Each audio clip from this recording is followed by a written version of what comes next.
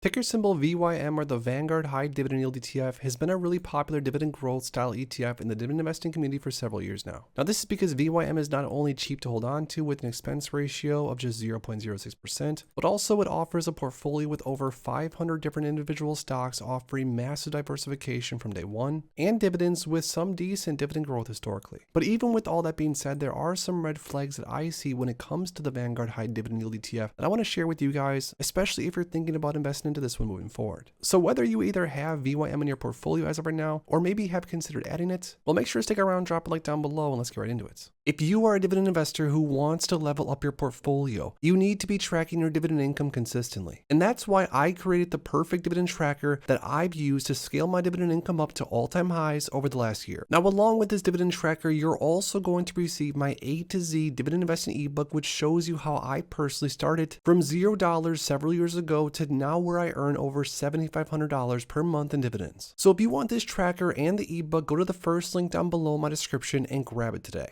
Now, just to get back to the basics, VYM once again is the Vanguard High Dividend Yield ETF. So just writing the name, you can see High Dividend Yield ETF, which at least gives us an idea that this ETF is going to offer either a high starting yield and, or if not, a lot of dividend growth. Now, the product summary says seeks to track the performance of the FTSE High Dividend Yield Index, which measures the investment return of common stocks of companies characterized by high dividend yields. It also says it provides a convenient way to track the performance of stocks that are forecasted to have above average dividend yields, follows a passively managed full replication approach.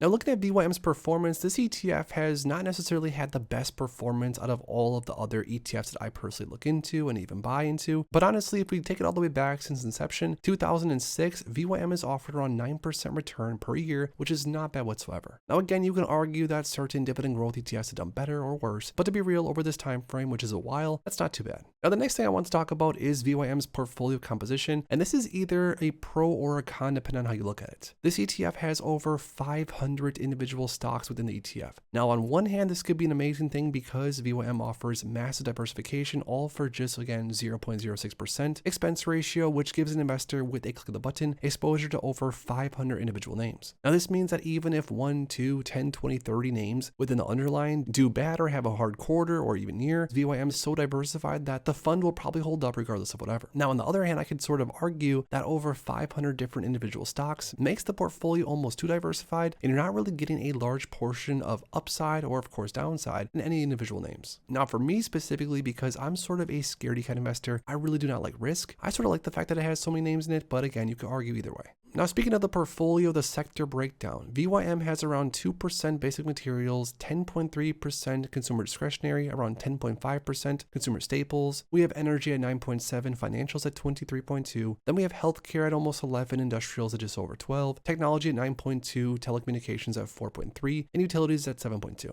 Now, just off of first glance, it is nice that this ETF has a decent portion, almost 10% in technologies, and of course, financials and healthcare. Now, I say that because these are either sectors that grow quite quickly and if not, offer nice dividends and dividend growth. But also the rest of the portfolio is also good in my opinion, a nice diversified portfolio, like I said, maybe even too diversified. Now, as of right now, filming this video, this ETF has 10 top holdings that are names like Broadcom, JP Morgan, then names like ExxonMobil, Home Depot, Procter & Gamble, Walmart, Johnson & Johnson, AbbVie, Bank of America, and Chevron. Now, none of these names are necessarily shocking and or not familiar to pretty much every other dividend growth ETF across the markets, but still important to add into this video and ask yourself if you want exposure to these names, or if you don't, that should be a big red flag or green flag on if or if not you want VYM in your portfolio. Now, my take on these names, generally speaking, is these names offer growth. They also offer dividends and dividend growth. For the most part, like I said, these are names that you see all the time across dividend growth ETFs. So honestly, I have no problem with them. So now that we went over VYM's overview, we talked about the performance of the ETF historically, and we of course talked about the portfolio composition and even why I think the portfolio could be overly diversified. The next thing I want to talk about is the dividends, because again, this ETF literally has dividend yield in its name. It's called the Vanguard High Dividend Yield ETF.